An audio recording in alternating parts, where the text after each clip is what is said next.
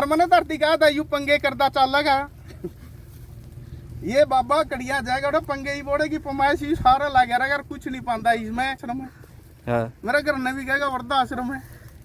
हाँ, जो आपका जो को वर्धा आश्रम दिखेगी को बिल्डिंग दिखेगा।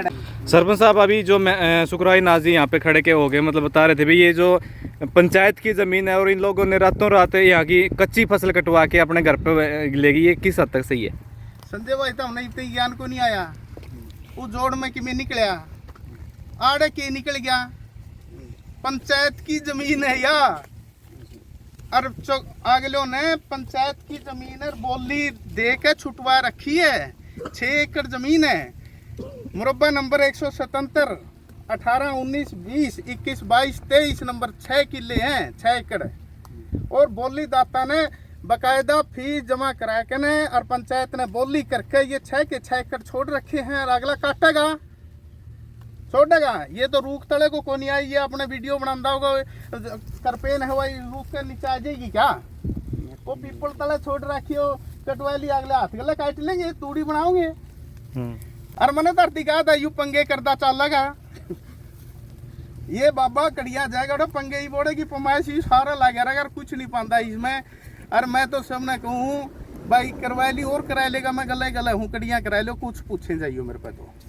ठीक दोस्तों, 6 एकड़ जमीन है, पंचायत की जमीन है, चकोत्ते पे दे रखी है और अगले जो मालिक हैं जिन्होंने इसको पट्टे पे छुटवा रखा है। ठीक, वो दिन में काटो रहा है इतना काटो वो तो उनकी सुविधा। लेकिन जो शुक्राई नाजी हैं उनका कहना ये था भी ये जो जमीन है वर्धा आश्रम का इसके ऊपर वो दिखा रखा जी। ये कहीं सबूत ले दो। सबूत तो ये तो मेरा मकान ने भी कहा था वर्धा आश्रम है, मेरा घर ने भी कहेगा वर्धा आश्रम है। हाँ, जो आपका जो को वर्धा आश्रम दिखेगी को बिल्डिंग दिखेगा दिखाओ वाड़े को बिल्डिंग हो जाए।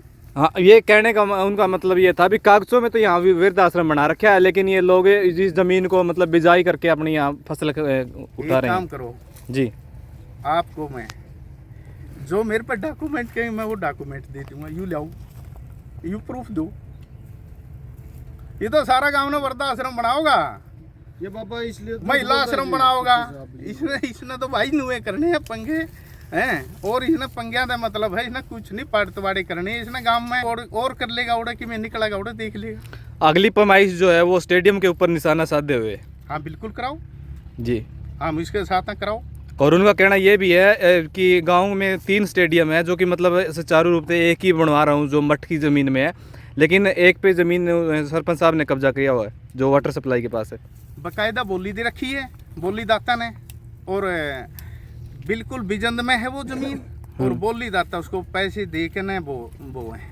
लेकिन सरपंच साहब जमीन और स्टेडियम की है ही नहीं। लेकिन बोर्ड तो उस पे स्टेडियम का लगे हुआ है ना, वो पीछे लगा था कभी 10 साल पहले जब आप सरपंच थे। हाँ, पिछली योजना में। लेकिन वो अगली पंचायत ने उसको क्या कह रहा है कि उसको बोली जो इस पिछली पंचायत थी उसने उसको बोली में ले लिया।